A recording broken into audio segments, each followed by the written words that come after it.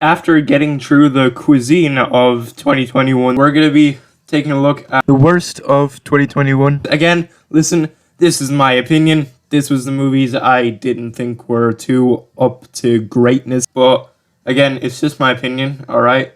So let's start with number 10.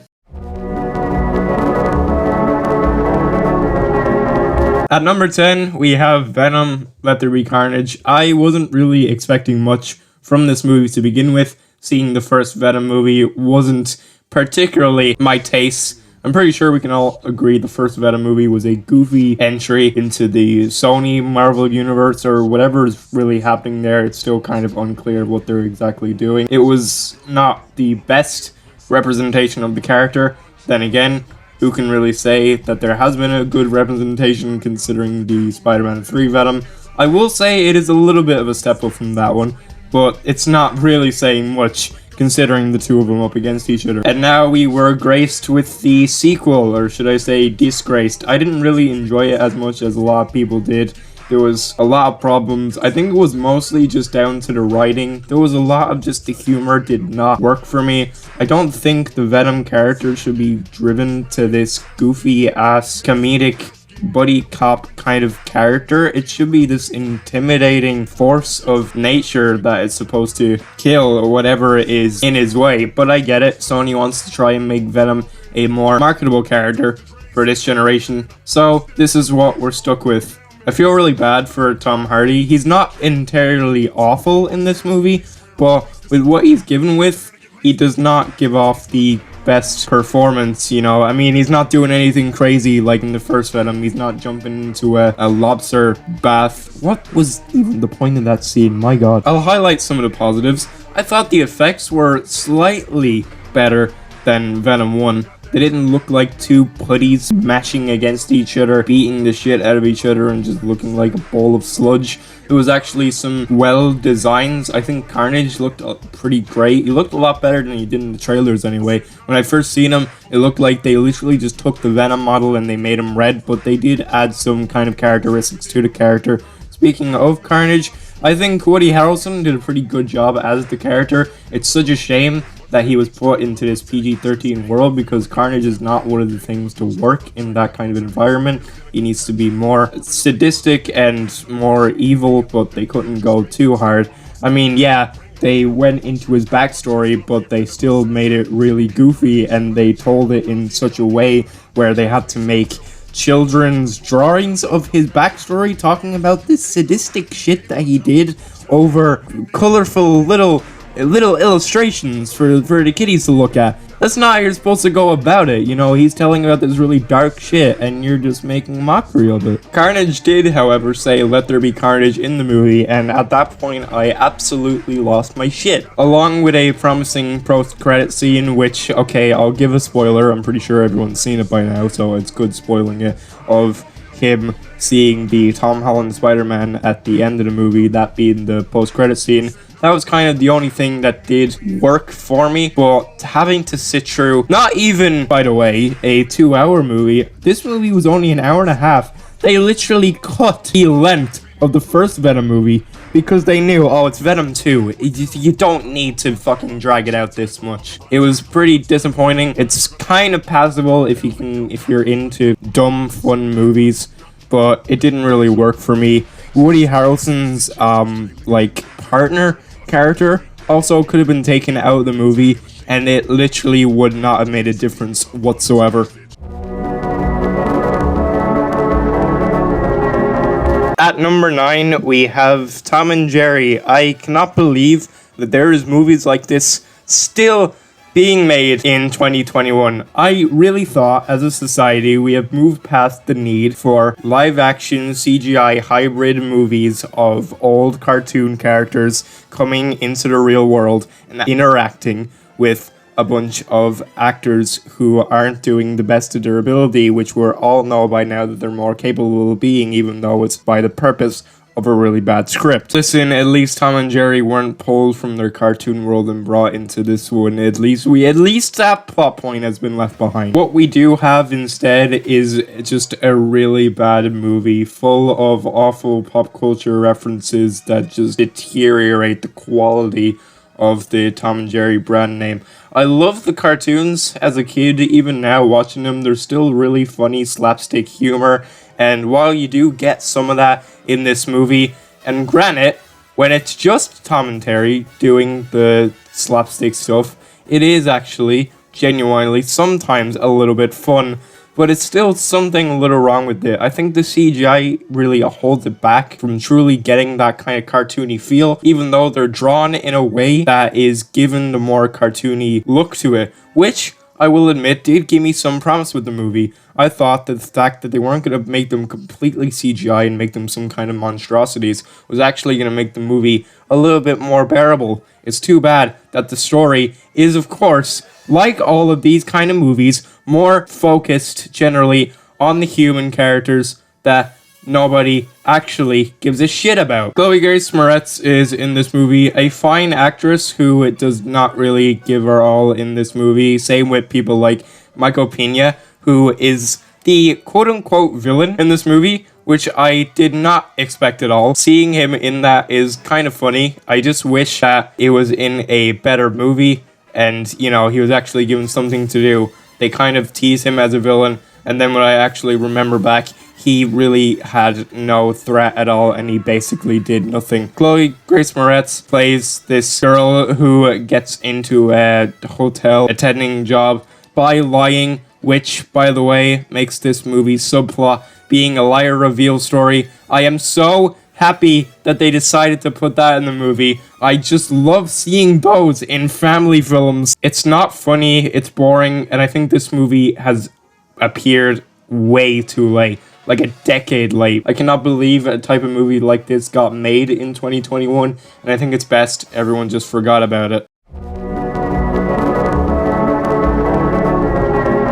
My number 8 spot is going to go to Mortal Kombat. I did a full review on the channel about probably over a year ago by now, so I don't have to go too in-depth with this. I will say I found out upon further research that the movie did actually provide a lot of fan service for the fans of the game. So I guess if you've played every entry, you will get a little something out of it. This movie, looking at it back, the action is okay, some of the gore is passable, but the story is a huge mess. I think if it had a focus on being its own thing, it would have been a lot better.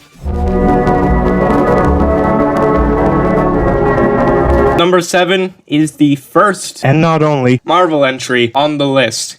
It's Black Widow, baby! Yeah, I didn't like Black Widow. I feel like Black Widow was an absolute waste of a movie, and they had no reason of putting it into Phase 4, an already really mid-phase post-Endgame. It has a really weird placement, not only being in the current Marvel state now, but just in the context of the movie in general. This movie makes you believe that it literally takes place in the middle of the events of Civil War, or at least after it. Whenever Black Widow's character gets out of Civil War, this movie is immediately what happens after that, and then it ends just before Infinity War, which, okay, that part does kind of make sense, but the fact that they put it after Civil War, of all places, is honestly mind-boggling to me. Maybe that's just because the story itself isn't good. When it's focused more on the family, the fake Russian family that Natasha is with, it actually works pretty well. Their whole dynamic is really interesting. The fact that they were kind of just put together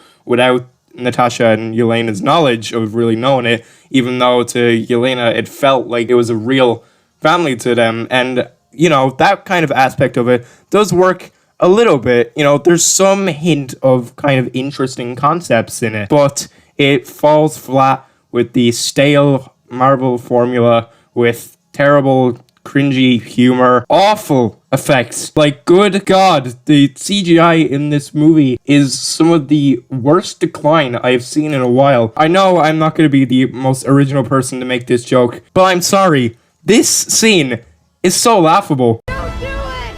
This was fun! No!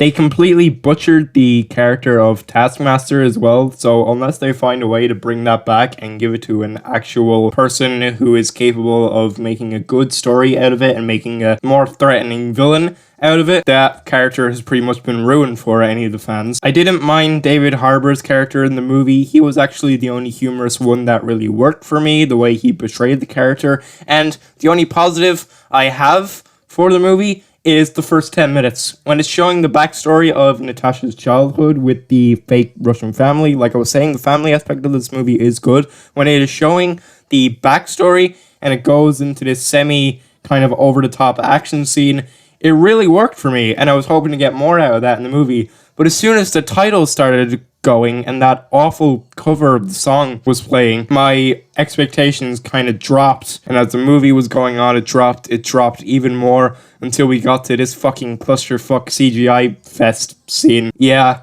it really just wasn't the best, but listen, it is not entirely the worst Marvel product that they put out this year. I'll tell you that much.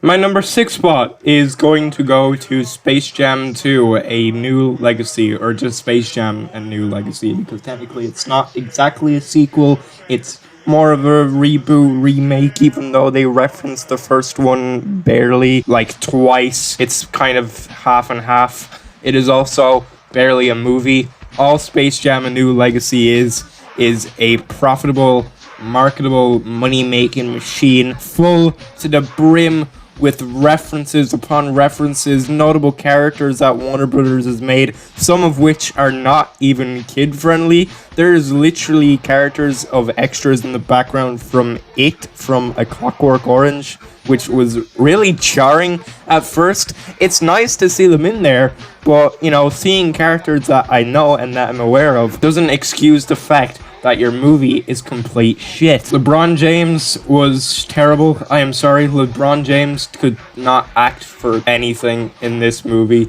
He was the weakest link out of everyone in it.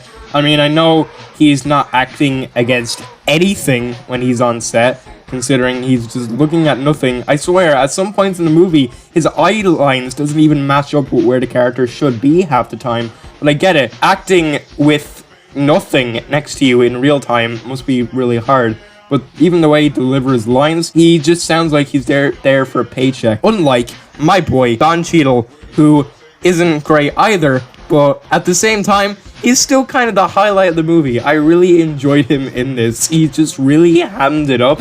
He's obviously there for a paycheck as well, but he gives it his all. It's just such a nothing movie. It is just there for ads and promotion and marketing. It is the only reason it's there. And yeah, they're a little bit self-aware with it in the writing, but I don't even think that excuses the fact, like, oh, they know that they are selling you a product, and they are writing into the script that they know this through cheap little meta humor. Just because you're putting meta humor into it, talking about how you are making this movie for profit, doesn't excuse the fact that the movie is literally for profit. The CGI, when it turns into 3D CGI, also didn't work for me. A lot of the character models felt very uncanny, and I didn't like it at all. There's honestly really no point for it. This movie is way too long. The last hour of the movie, which is a 2-hour movie, the last hour of it is just the basketball match, which was like 10-20 minutes in the original. Don't get me started on the Porky Pig rapping part. The fact that every animated movie, not really as much nowadays, but these studio execs think that they need to put some kind of animated character rapping into a movie. This trend really, really needs to die. I am getting so aimlessly tired of it, but I can't complain too much, because at least we have big changes.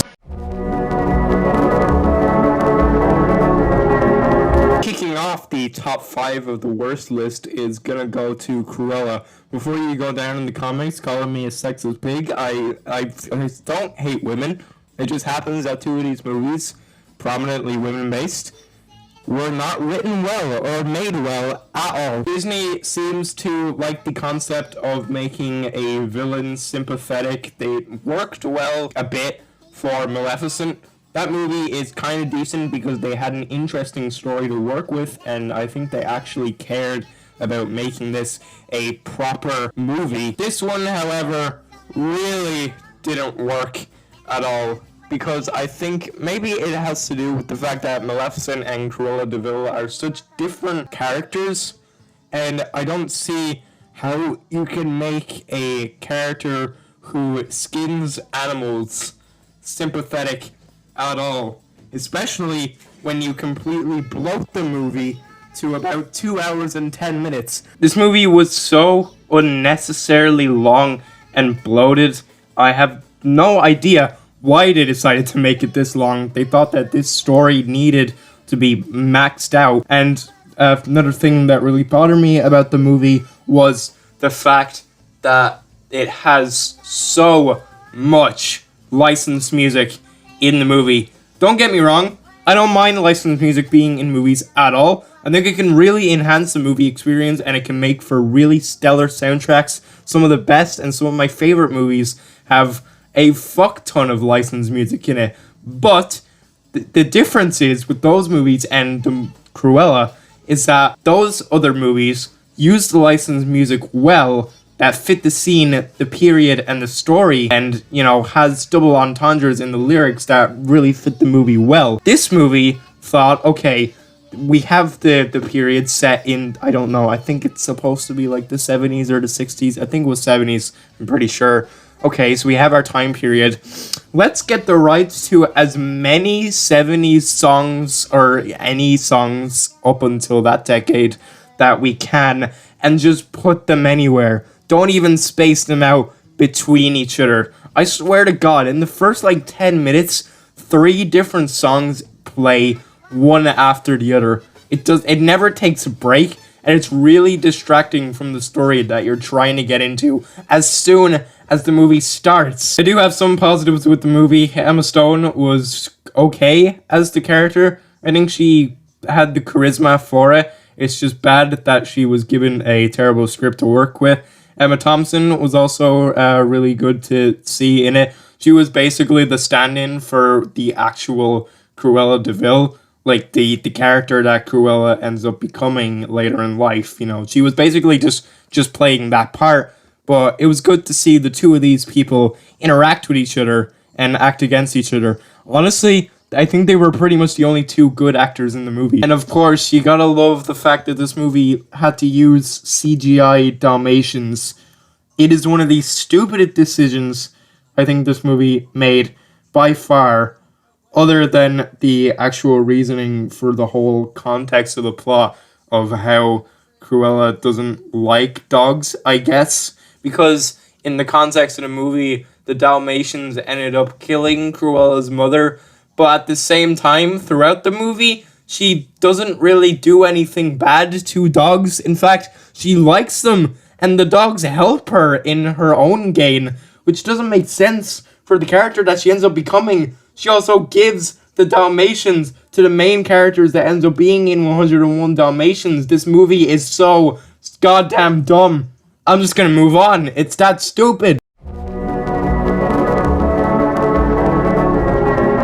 Number 4, I'm gonna give to Dear Evan Hansen. This is a adaptation of the musical of the same name that was released around the year of 2016, that garnered a lot of hype, that had a really emotional and compelling story with songs to match.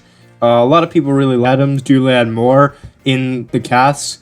I was kind of hyped at first to see what they would do with it.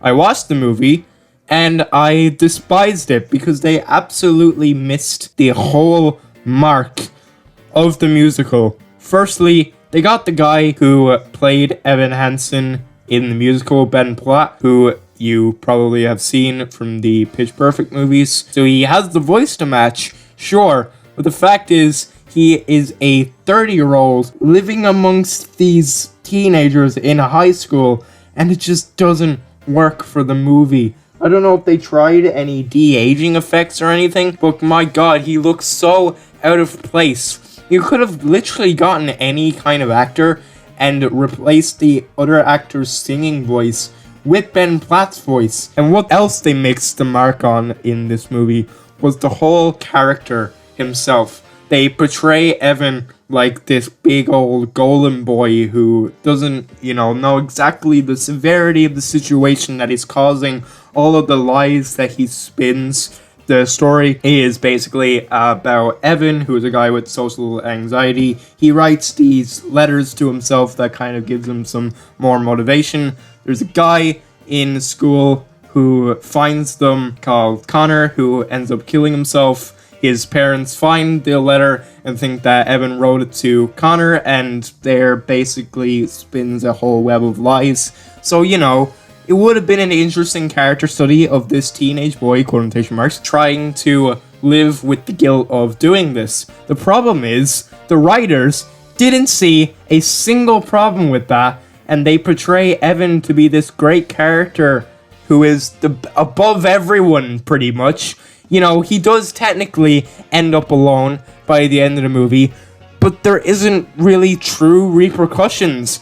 They cut at least 2 songs. One of the songs is extremely important in the story of some of the characters in his life calling him out on his bullshit, and they pretty much get rid of that. And the sole intention behind this was apparently so that, the whole character and the performance that Ben Platt gave on stage didn't want to be outshined. He wanted it to be as perfect as that. The musical wasn't about the performance, it was about the story, and it was about the stakes, and the writers completely missed the mark of it. I have never seen a worse adaptation of a musical other than probably Cats, but I didn't even bother watching that. Honestly, if this movie had waited maybe like another decade and you got the right people to do it, maybe it would have been memorable. But they were trying too hard for it to be this classic and possible even Oscar bait movie. I highly doubt it is going to win anything for it. If it honestly gets nominated for anything, I will be so mad. But yeah, this was really shit. Number 3, I'm gonna give it to Eternals. That's right, I'm one of these people. Yeah, I got a lot to say about Eternals, and I'll try and be brief. The critics and people who hated the movie, I'm telling this to the people that think this, you dumb shits. They do not hate the movie because it is different from a lot of the Marvel things, because it isn't different. It follows the same format as a lot of the Marvel movies. It does some things different, but in the end, it is still the exact same shit, and they're still in the context of the MCU, and they have to reference it fucking constantly. And 2, people do not hate it because of the diversity in the movie. Maybe there is a couple, sure, but that is not the main reason that this movie is getting flagged. This movie got so much shit because it is a bad movie. I am one of those people, however, who do agree that this is probably the MCU's worst output, especially this year. They didn't have a great year this year, but my god, Eternals was so unnecessary. A lot of it was boring, honestly. The being shot on location, not being in front of a bunch of CGI backgrounds, is honestly a really nice change. I think Chloe Zhao is really good at showing off these really beautiful places, but also makes really boring movies. It was so completely overly bloated with characters that you didn't have enough time to get to know. There was like 10 Eternals when there should have been at least 5, and then the sequel should have focused more about them finding the other 5 and like discovering their main origin. Basically, the Eternals are these beings who keeps the world in check only when needed. So they didn't stop anything like the Holocaust or 9/11. They've been around for centuries, but only if it's because of these aliens that I've literally forgotten the name of as well. This movie is that forgettable. These aliens, if they cause problems, that's the only time when the Eternals can intervene and stop them and be the heroes. But, if it's terrorism, they can just sit back and relax. It's fine. There was a lot of wasted potential in this movie. Richard Madden was absolutely wasted, and his character was not what I expected him to be. Yeah, I guess it was a decent twist of him being the villain, even though it was completely predictable and it was obvious like halfway through the movie that something wasn't right with him. I just think that his acting ability was absolutely wasted in this, and the fact that he was just another evil, Superman arc character like Homelander and Omni-Man. It was just another one of those when they could have made him so much more compelling and they gave him a lot of depth, but they've seen how well that those other two shows did. It's sort of like, oh, we gotta have that in our one. But I think the difference with those shows is that they show off how malicious those characters can be, because again, those shows do not have any limitations that Marvel do, and honestly, the fact that Marvel stays as this family-friendly, almost PG, clean kind of thing is gonna bite them in the ass so quick when they want to adapt certain characters, and honestly, it has bitten them in the ass a lot recently, and it's getting really tiring. I feel like they just really need to branch out. That being said, Eternals was technically a little bit more mature than the other Marvel movies, having the first quote-unquote sex scene in a Marvel movie, which honestly wasn't even that shocking. I feel like people were really overreacting about that. Other than that, though, this movie was extremely boring, really annoying with a lot of the choices that they made, and I will probably never watch it again. I feel like if you're doing a Marvel marathon, you can skip this. I would literally rather watch the Incredible Hulk movie and Thor: The Dark World over Eternals any day of the week. The CGI severely declined during the end of the movie, and the post-credit scene was complete ass. Number 2 is going to go to Red Notice. I know there was a lot of people that really like this movie, and it is one of those dumb fun movies, but holy shit, this was probably the most stupidest and unfunniest movie I have ever seen. A movie that claims to be a comedy, and I did not laugh once. Any of the jokes that they really used for this movie is swapped out with a bunch of references to things, or like little nods and remarks at people. References to other shit does not excuse replacements for a comedy. It just shows that you have no artistic talent and you do not know how to write actually good jokes or banter between people. It has The Rock and Ryan Reynolds, an understandably good pairing, considering the fact that the two of them play the same character in every movie that they're in. It just had a really stupid story and no ending. I swear to God, I was watching this movie begging for it to be over, and then my prayers were answered because it just ended with no resolution. Probably to leave it open for a sequel, or the fact that the writers literally had no idea how to end this movie. And honestly, if I was writing something like that, I would have no idea how to end it either. I would just be like, oh yeah, okay, they're here, they're like standing looking on the horizon, movie ends, fade to black, cut to black, whatever. It's fucking Ryan Reynolds movie. People are gonna watch it anyway. It just ends. That was honestly the most annoying part of the movie for me. The fact that left so many things unanswered, which is probably the excuse for it to get a sequel or a whole fucking franchise at this point, because every movie nowadays is more concerned with making a franchise than making an actual compelling movie. I really didn't like it at all. I can see why some people would probably like it, but it wasn't for me. It wasn't for me. Before I dive into the number 1 spot, I think it's best I give some honorable mentions, or at least in this case, probably dishonorable ones.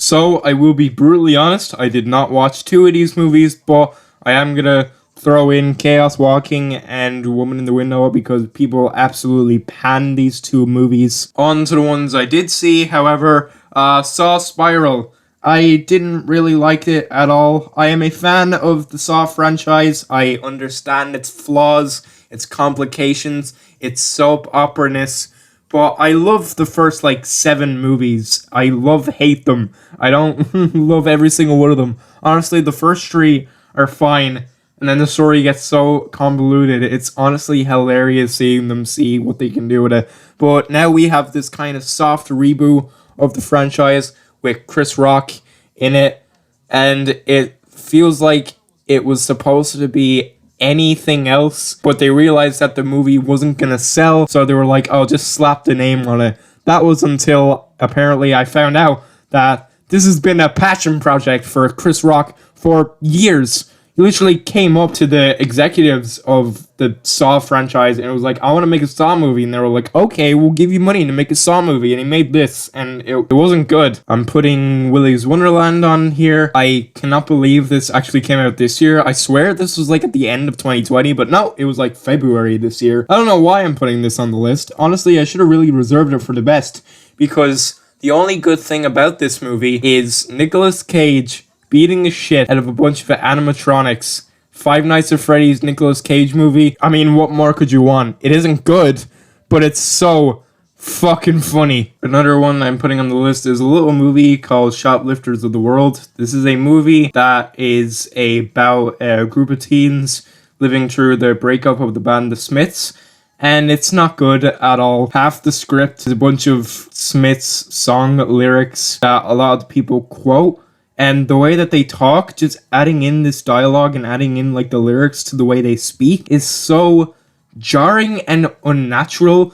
It was honestly a really stupid decision. If they did this like 2 or 3 times, it would have been fine. But no, it is constant. It is the entire movie, and it really takes you out of it. The story isn't that great either. Honestly, it's really only worth watching if you like the music and you just want to see it utilized in a movie. Other than that, it doesn't really do the band justice at all. Honestly, you would have been better making a Smiths biopic. Finally, I'm gonna have Home Sweet Home Alone on the list. I'm gonna be honest, I watched at least 20 minutes of the movie and then I shut it off. It was that bad. There was absolutely no need to make this movie. There is no need to reboot a movie like Home Alone, because it's half reboot, half sequel again. Because Buzz, at least as far as I've seen anyway, is the only character that returns in the movie, and the whole thing, it focuses more on the kind of robber's perspective, as from what I've seen. Again, I can't get too into it because I could not stand this fucking movie. It was so bad.